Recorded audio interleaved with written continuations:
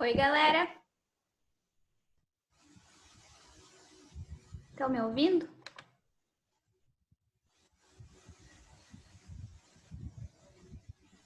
Oi, pessoal. Sim. Então tá. Deixa eu ver só uma coisa aqui. Rapidinho.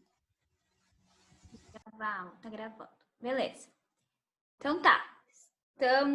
Se vocês quiserem liberar o microfone, porque quando eu for compartilhar a tela com vocês, eu não consigo ver o bate-papo.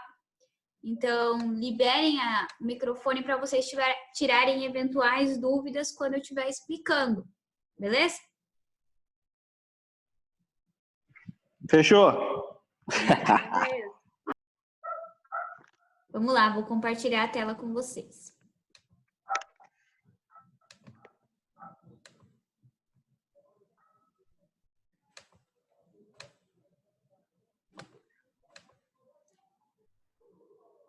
Apareceu os slides aí para vocês? Sim. Então tá, então vamos lá. E aí, vocês entenderam um pouquinho do que é o teste de impairment na semana passada? Apesar de eu ter faltado, mais ou menos. Então tá, então vamos lá, pessoal.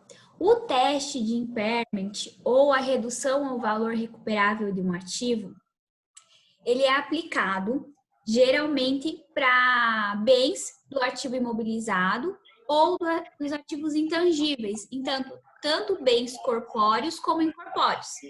Por que aplica-se o teste do impairment? Como vocês sabem, hoje em dia, há muitos anos já, se faz a depreciação, que é aquela que a gente faz anualmente ou mensalmente, conforme a necessidade da empresa, saber qual é a desvalorização dos bens físicos da empresa, ou seja, aqueles que estão localizados nos nossos imobilizados. Certo? Então, vocês conhecem, né? Depreciação ligada aos nossos imobilizados. Sim, né?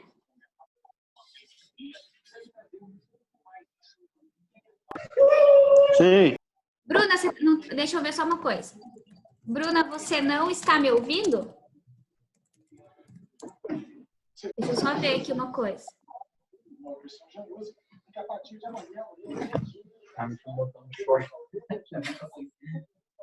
Quando a Bruna responder, vocês me falam, tá?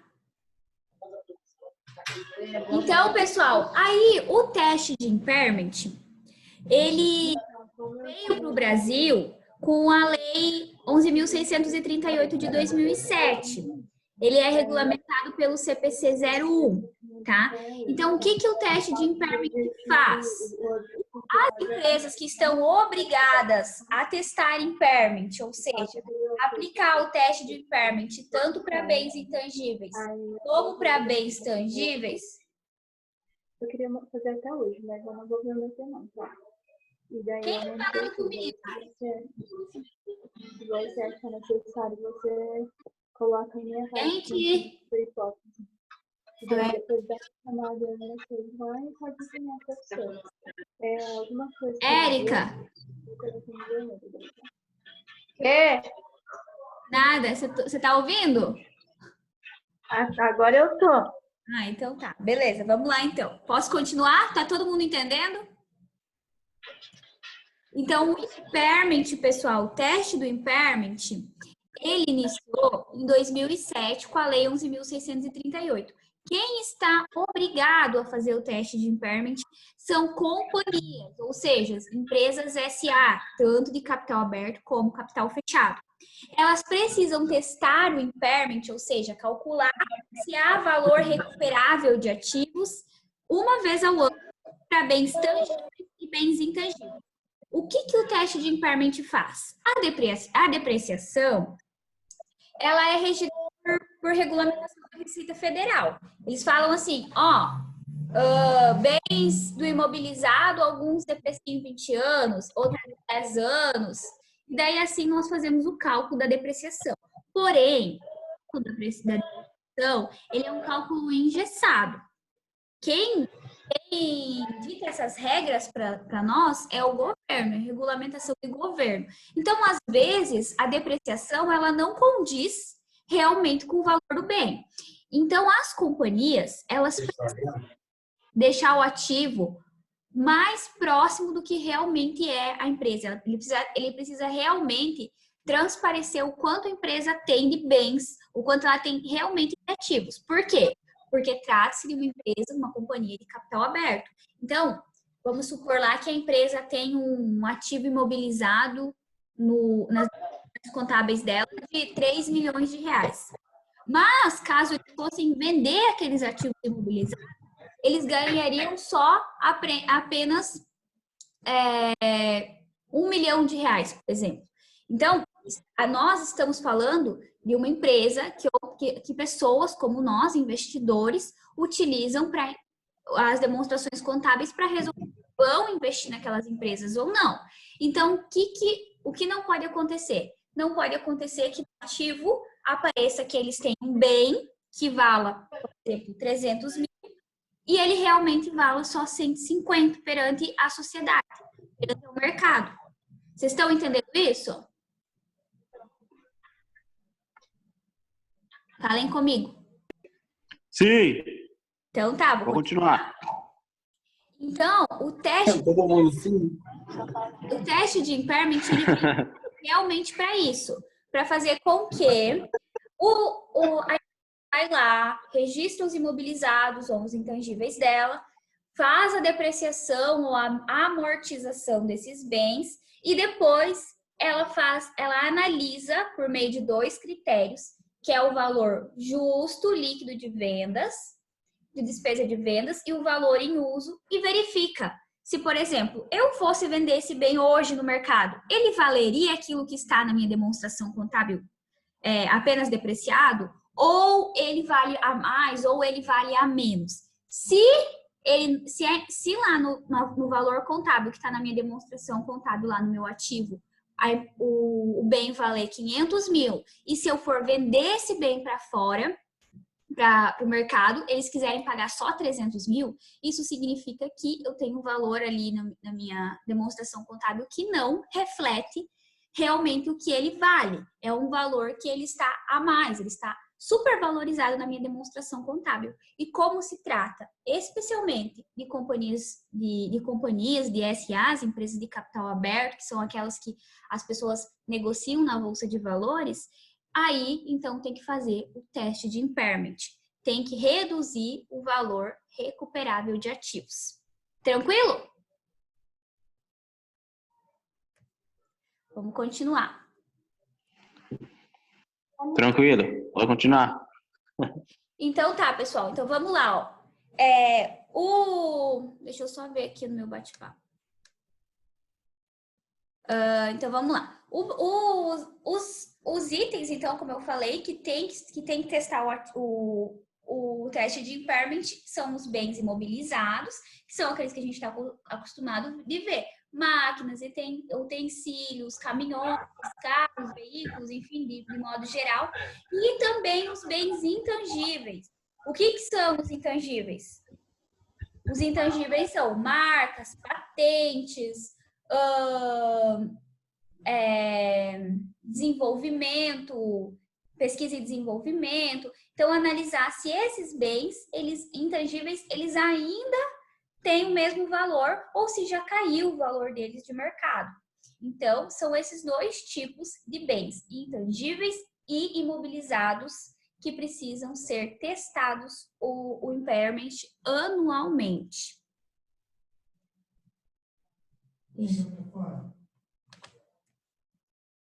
O objetivo, então, como eu falei para vocês, o objetivo do teste de impairment é trazer maior transparência para as empresas de capital aberto. Então, não mostrar lá no ativo delas que elas têm um ativo que vale 2 milhões de reais, quando, na verdade, se nós fôssemos vender aqueles ativos, se nós fôssemos liquidar aqueles ativos, eles valeriam um valor menor do que aquilo que está nas demonstrações contábeis. Lembrando que todos os tipos de empresa, as demonstrações contábeis precisam refletir o que a empresa realmente vale. Mas as empresas de capital aberto, as companhias, elas precisam ainda mais, porque elas estão sendo negociadas nas bolsas de valores. Então, qualquer investidor, tanto pequeno como um grande acionista, pode vir a utilizar uma demonstração contábil para tomar a decisão de injetar ou de investir o seu dinheiro nesse tipo de empresa. Então, as demonstrações contábeis, elas precisam realmente refletir aquilo que a empresa é. Tranquilo? Então, aqui eu trouxe uma questão para a gente fazer juntos. Todos os ativos estão sujeitos ao impairment, o teste de impairment? Digitem no bate-papo ou falem. Aí liberem o microfone para vocês falarem. O que vocês acham?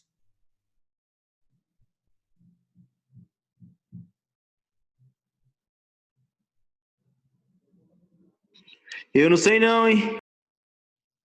Eu acabei de falar quais tipos de ativos estão obrigados a testar o impairment.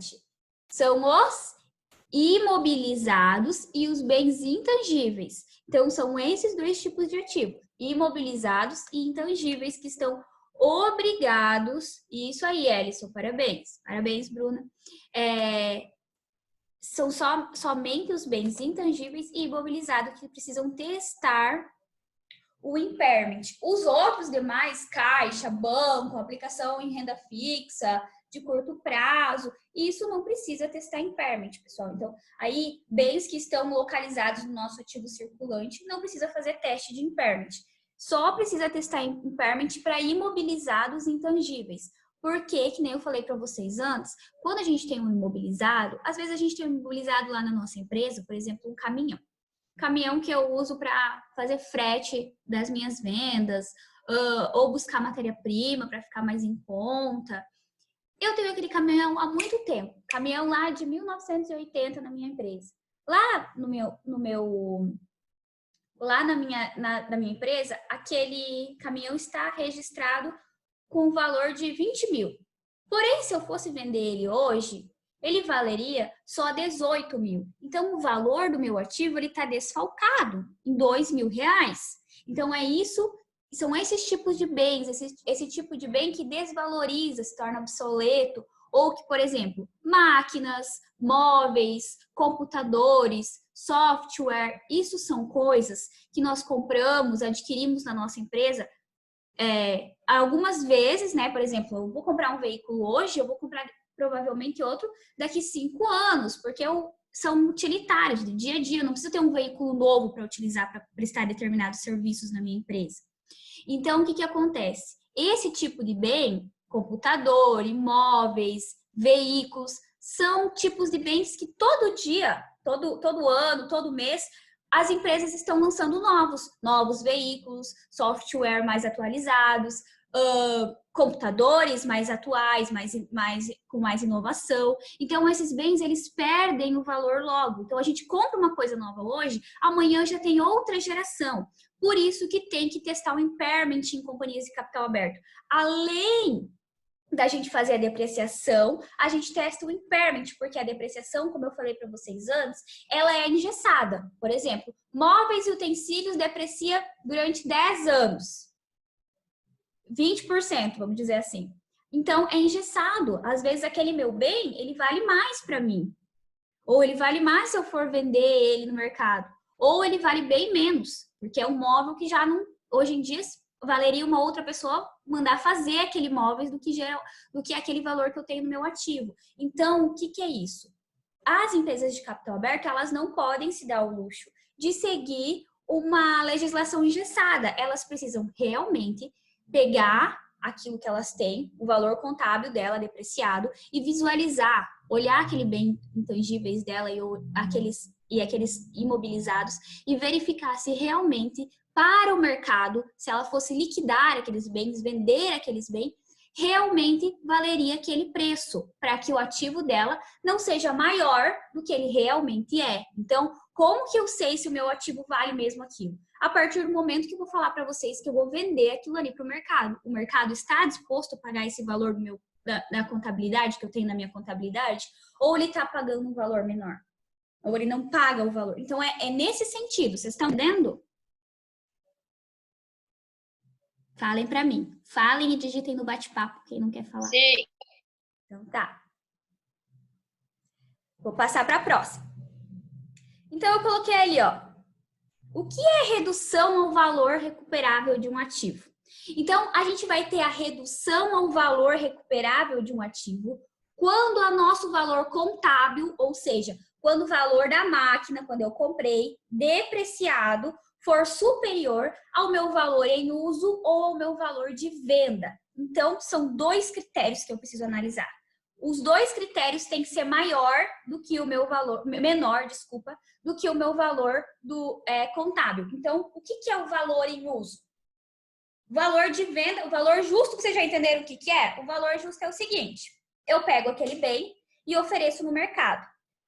A pessoa que comprar o meu bem, ela vai pegar e vai comprar, por exemplo, por 250 mil, e desses 250 mil, eu ainda subtraio, diminuo o valor de despesas com venda. Ah, se eu preciso ir no cartório, se eu preciso fazer algum tipo de documentação que eu vou gastar. Então, vamos dizer que a empresa, aí eu vou vender líquido. O valor líquido que eu vou receber por esse bem é 230 mil. Só que lá no meu, isso é o meu valor justo líquido de venda. Então, aquilo que o mercado está disposto a pagar pelo bem que eu tenho na minha empresa. Líquido é a despesa de venda. Então, eu já diminuo todas as despesas ali dessa venda. Se eu tiver que fazer passar o documento para outra pessoa, se eu tiver que gastar com cartório, enfim, eu já deixo o valor líquido. Então, subtraído as despesas de venda. E o que é o valor em uso? O valor em uso, a gente mede utilizando uma ferramenta chamada fluxo de caixa descontado, fluxo de caixa a valor presente. O que é isso? Eu vou fazer o cálculo de quanto, por exemplo, eu sou uma empresa de transporte. Eu tenho lá um caminhão. Aquele caminhão, para mim, ele faz, no mês, ele faz 50 fretes. Então, esses 50 fretes, para mim, eles me geram um valor de, vamos dizer lá, 230 mil reais. Isso quer dizer o valor em uso. Quanto que aquele bem me gera de receita? Quanto aquele bem, ele faz circular a minha receita. Então, vamos pensar que se eu tenho uma empresa de transporte, o caminhão é uma máquina para mim. É o que faz a minha receita girar. Vocês estão entendendo isso? Porque é ele quem leva o meu bem, é ele quem presta o serviço. É o caminhão que vai fazer o frete. Então, ele é um ativo diretamente ligado à geração de receita da minha empresa. Vocês estão entendendo isso aí? Falem ou digitem. Sim. Todo mundo? Sim, também. Sim, tá bom. Então, eu vou continuar. Então, o valor em uso. Eu tenho um caminhão na minha empresa e eu faço um fluxo de caixa de quanto que aquele caminhão ele gera de receita para mim. Então, o meu caminhão, ele faz 50 viagens por mês e esse valor me gera de receita no ano ou no mês 250 mil. Se eu fosse vender ele para o mercado externo, eles pagariam 230 mil. Então, aqui nós temos o valor em uso, que é o valor que o caminhão me gera de receita fazendo os fretes, 250 mil. Se eu fosse vender esse caminhão no mercado hoje em dia para comprar outro, o mercado, ou seja, o valor de vendas seria 230 mil. E eu tenho um valor contábil registrado como se valer, lá na minha contabilidade, esse mesmo caminhão vale 270 mil. Então, vocês estão vendo 270 mil na minha contabilidade, o valor em uso, ou seja, o quanto ele me gera de receita, 250 mil. E eu, se eu fosse vender esse caminhão no mercado, né, para a população, eles pagariam 230. Então, está desfalcado, ou seja, tem um valor que não corresponde ao que realmente vale esse caminhão para mim. Ele vale para mim 250 mil. Então, eu preciso fazer o teste de impairment, porque lá na minha contabilidade o caminhão vale 270. Mas, na verdade, o valor mais próximo que ele vale, o valor mais real, é 250 mil, que é o valor em uso. Eu utilizando ele me gera de receita 250 mil. Vocês entenderam isso aí? Daqui a pouco a gente vai fazer uma prática, mas eu quero ouvir de vocês se vocês já estão entendendo qual que é o raciocínio do teste de impairment.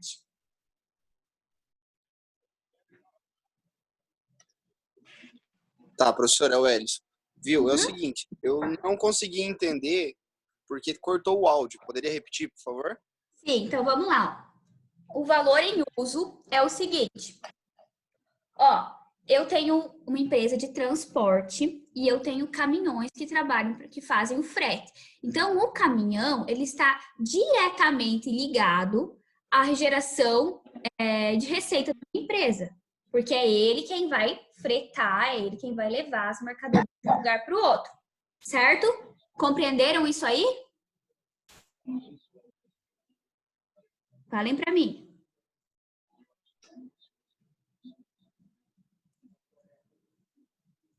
Vocês compreenderam isso?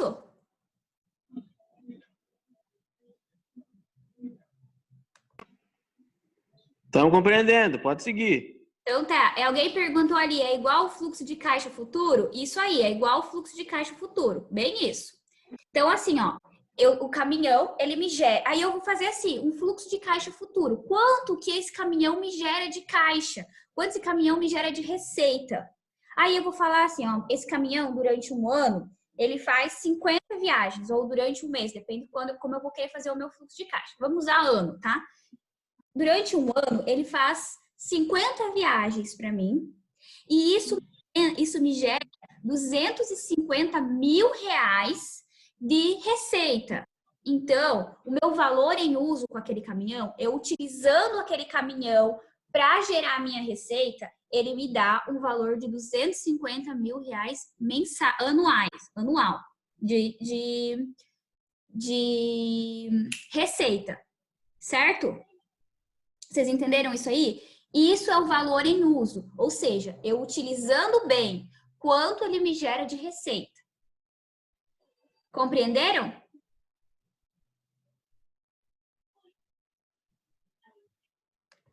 Falem e digitem. Ou digitem. Sim. O resto? Também. Sim. Tá bom. Beleza, então eu vou continuar. E o valor de venda, ou o valor justo líquido de despesas de venda, é quando eu pego o meu bem e vendo para o mercado. Ou seja, eu ofereço ele no mercado. Aí, vamos supor que eu fosse pegar esse mesmo caminhão que me rende 250 mil reais de receita no ano e fosse vender ele para o mercado. Ó, galera, tô vendendo esse caminhão no ano tal e tal. E daí todo mundo fala, eu te ofereço no máximo nesse caminhão 230 mil. Então eu tenho dois valores. O meu valor em uso, quanto vale esse caminhão em uso na minha empresa, eu utilizando ele para fazer para gerar receita, ele vale 250 mil. Se eu fosse vender esse caminhão no mercado, vender ele, colocasse ele a vender para o mercado externo, eles iam me pagar 230 mil. Então eu tenho dois critérios, valor em uso e valor líquido de venda, valor justo líquido de venda. Aí, eu preciso olhar esses dois critérios e comparar com o meu valor contábil, que é o valor que eu paguei por esse caminhão depreciado. Vamos supor, então, que o valor contábil desse bem seja 270 mil. 270 mil é um valor superior ao meu valor em uso e um valor superior ao meu valor de venda. Então, nesse momento, eu percebo que o meu ativo, ele está falando para mim, ele está mostrando para mim que esse bem, esse meu caminhão, ele está com um valor a mais. Ele está super valorizado na minha demonstração contábil. E isso não pode, porque eu estou falando que eu tenho um ativo 20 mil reais maior do que ele realmente é. Vocês entenderam? Nesse sentido? Então, o meu valor contábil é 270 mil. Mas os meus dois critérios que eu utilizo para ver quanto que realmente esse caminhão vale, mostra que é 250 mil ele sendo usado pela minha empresa e 230 mil se eu fosse vendê-lo. Então, eu vou olhar ele, comparar o valor contábil com o maior valor, que é o valor em uso, 250 mil. Então, eu vou ver que vai ter uma diferença de 270 mil para 250 mil Então, eu tenho o meu ativo está mostrando que esse meu caminhão ele está super valorizado no meu ativo com 20 mil reais a mais do que ele realmente vale. Tanto para mim usando ele dentro da minha empresa, como se eu fosse vendê-lo, como também quando eu vou vender ele para fora, vou vender ele no mercado. Vocês entenderam isso aí? Falem ou digitem no bate-papo para mim ver.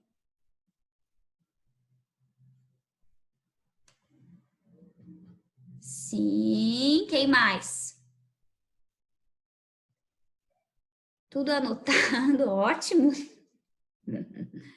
Então tá, então eu vou continuar. A gente vai fazer na prática isso, mas eu já quero que vocês já vão dando uma entendidinha. Então vamos lá. Deixa eu clicar aqui. Então aqui um exemplo. Valor da venda de uma máquina. Então se eu fosse vender uma máquina que eu tenho na minha empresa, ela seria 45 mil reais. Valor contábil, 55 mil. Eu acho que eu esqueci um valor aqui. Valor da venda, 45 mil. Valor contábil, 55 mil. Portanto, caso haja um valor superior ao valor de uso ou valor de venda de um ativo, as companhias devem recuperar o valor. Tá, então tá. Isso aí pode deixar. Aqui, ó. Um ativo está registrado contabilmente por um valor que excede o seu valor de recuperação. O que é exceder o seu valor de recuperação? É quando o valor em uso e o valor líquido de venda, valor justo líquido de venda, são menores do que o seu valor contábil. Então, o valor contábil ele é maior do que o valor em uso ou o valor justo líquido de venda. Quando acontecer isso, a empresa ela está obrigada a fazer o teste de impairment. A empresa, ou seja, a companhia, a empresa de capital aberto é obrigada a testar o impairment nessa hora. Ou seja, tem que reduzir o valor. Não vai poder deixar lá na demonstração contábil aparecendo que um bem vale mais do que ele realmente vale. Então, aqui eu trouxe vários conceitos. O valor contábil, então a gente sabe qual é o valor contábil. É o valor que eu comprei o bem menos a depreciação. Então, é o valor que sobra lá depois de depreciado. Qual é o valor contábil? É esse, então. O que é uma unidade geradora de caixa? Pessoal, sempre trago um exemplo para explicar para vocês o que é unidade geradora de caixa. Vamos supor um frigorífico. Ou melhor, a Cevale. Vamos pensar na Cevale. A Cevale, ela tem a indústria dela ali, vamos dizer, a Cevale tem em Palotina uma indústria, e daí ela tem aqui em Marechal Cândido os silos, onde ela armazena os grãos. Então, a gente tem uma unidade geradora de caixa, ou, por exemplo, tem uma Cevale indústria em Palotina, tem uma Cevale indústria... mandar um preço, chatice. Tem uma Cevale indústria lá em Umuarama, tem uma indústria da Cevale em Iguaçu. Então, cada indústria, cada polo da empresa, ela é uma unidade geradora de caixa. Então, a unidade de Palotina, a Cevale de Palotina, ela é uma unidade geradora de caixa. Por quê? Porque ali eles desenvolvem, eles fabricam... Espera só um pouquinho, pessoal. Eles fabricam, industrializam os mantimentos lá que eles vendem para o público. Então, peixe, frango, enfim, N coisas. Então, a unidade geradora de caixa é os polos das empresas. Então, se a Cevale tem 10 Cevales distribuídas no Paraná, cada lugar, cada município vai ser uma unidade geradora de caixa. Ou seja, uma empresa em cada município que tem como objetivo gerar produtos para fazer receita, para vender para fora. Vocês entenderam o que é uma unidade geradora de caixa? É uma empresa que está localizada em vários lugares. A gente chama isso pode chamar como de filial, ou pode chamar de, no caso do McDonald's e do Burger King, que são como que é mesmo? as filiais e as franquias.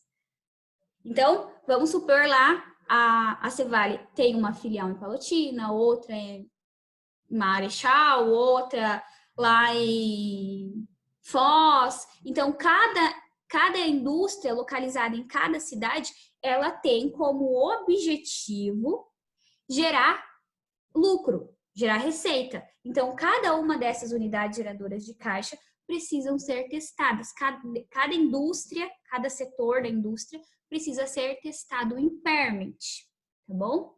O valor recuperável é o maior montante entre o valor líquido e o valor em uso. Então, ou seja, vamos voltar lá naquele exemplo que eu dei antes. O valor do caminhão registrado na contabilidade era de 270 mil. Então, eu tenho lá na minha empresa um valor contábil no caminhão que vale 270 mil. O valor justo líquido de vendas, a gente viu que era 230. Então, se eu fosse vender para outras pessoas, se eu fosse vender aquele bem no mercado, seria 230.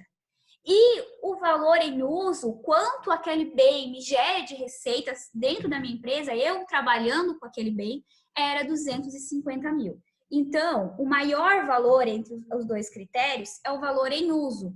A gente chama ele de valor recuperável. Por quê? Porque a gente vai fazer 270 mil menos 250 mil. Então, a gente vai registrar uma perda de 20 mil reais e o bem vai passar a ser 250 mil. Então, esse é o valor que nós recuperamos da perda. Antes ele valia 270, hoje em dia ele vale 250, porque foi feito um fluxo de caixa a valor presente, que mostra que o valor em uso daquele bem, ele é de 250 mil. Então, o valor recuperável é o maior critério entre o valor justo líquido de despesas de vendas e o valor em uso. Então, vamos lá. O valor justo líquido de despesa de venda é o quanto nós iríamos receber caso a gente fosse vender aquele caminhão para fora, para o mercado. Então, quanto que o mercado está disposto a pagar pelo meu bem? É esse o valor justo. Líquido de venda, se tiver alguma despesa, cartório, transferência de documentos, tem que deduzir do valor que você vai receber. E o valor em uso é o valor presente dos fluxos de caixas. Então é mostrar o quanto aquele bem vale para mim na minha empresa. Se eu trabalho com ele, quanto ele me gera de receita? Quanto ele consegue gerar para mim de receita? Aí aqui eu trouxe 4 situações. Agora eu quero ouvir de vocês e quero que vocês participem no bate-papo, que agora a gente vai começar a fazer aí os nossos exemplos, para ficar mais claro na prática. Então, eu trouxe 4 empresas, 4 anos de uma empresa. Então, ó, vamos ver se há a necessidade de constituir uma provisão para a perda dessa empresa. Então, o valor contábil da empresa no ano X, ele era de R$100. Então, estava registrada, aqui ó, pessoal, registrado na contabilidade por R$100. Se eu fosse vender aquele ativo ou aquelas máquinas para fora, para o mercado estava disposto a me pagar R$120. E o valor que aquela máquina gera de receita para mim na minha empresa é R$130. Deixa eu só ver uma coisa.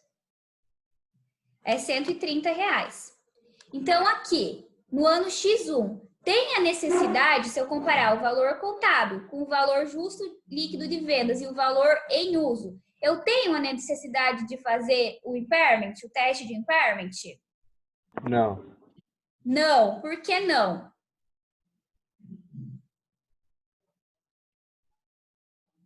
O valor contábil está menor. Isso aí, o Matheus está muito certo. O valor contábil, ele é menor do que os nossos 2 critérios. Ou seja, não precisa fazer valor de perda. Aqui nós precisaríamos até fazer uma atualização do valor para aumentar, ajustar o patrimônio, aumentar o valor do patrimônio, porque está mostrando que o valor contábil ele é menor do que ele realmente vale. Então, não se aplica teste de impairment, porque o teste de impairment ele é somente para reduzir o valor. Ele não é para aumentar. Então, nesse caso, os dois valores, o valor se eu fosse vender aquela máquina para o mercado, ele é maior do que aquele que eu tenho registrado na contabilidade. E eu utilizando aquela máquina para geração de receitas dentro da minha empresa, também é maior. Então, no ano X1, eu não tenho necessidade de testar o impairment. Beleza? Todo mundo entendeu isso aí? Sim. Então, tá. Então, vamos para o ano 2, X2. No ano X2, o meu bem continua valendo R$100.000 no meu ativo. Tá? Então, ele está registrado lá no meu ativo por R$100. O valor justo, então, se eu fosse vender esse bem para o mercado, ele ainda valeria R$120 para o mercado. Porém, eu utilizando ele dentro da minha empresa, ele só me vale R$90. Então, eu utilizando ele para geração de receita, eu só consigo receber R$90 por esse bem. E agora, nesse momento, eu preciso testar o impairment? Não. Por que não?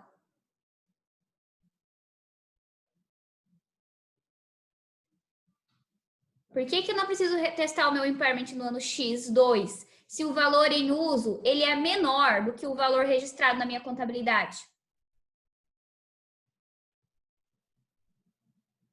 O valor de venda ainda é maior.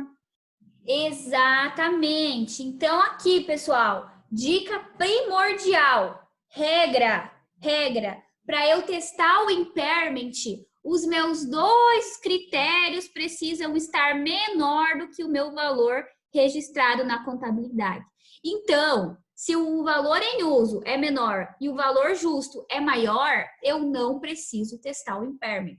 Eu só testo o impairment quando os meus dois critérios de análise tiverem valores menores do que o meu valor contábil. Beleza? Então, caso for maior ou igual ao valor registrado, um critério eu não preciso igual testar, tá? Eu só testo se os dois valores forem menores do que o meu valor contábil. Ano X3. No ano X3, o meu ativo ele continua registrado por R$100.000 no meu balanço. O meu valor justo líquido de vendas, então se eu fosse vender esse meu bem agora para o mercado, o mercado só me pagaria R$97. O máximo da minha oferta seria de R$97. Gente, falta 1 minuto para acabar o nosso tempo. Aí a gente vai ter que fazer uma nova ligação, tá? Eu vou explicar bem rápido. Não, eu vou esperar acabar o tempo. Daí a gente entra de novo. Senão... Olha, o Ellison já tá lá na frente. Tá falando somente o último ano. Só um pouquinho. Vou esperar acabar o nosso último minuto pra gente logar de novo e a gente terminar essa explicação.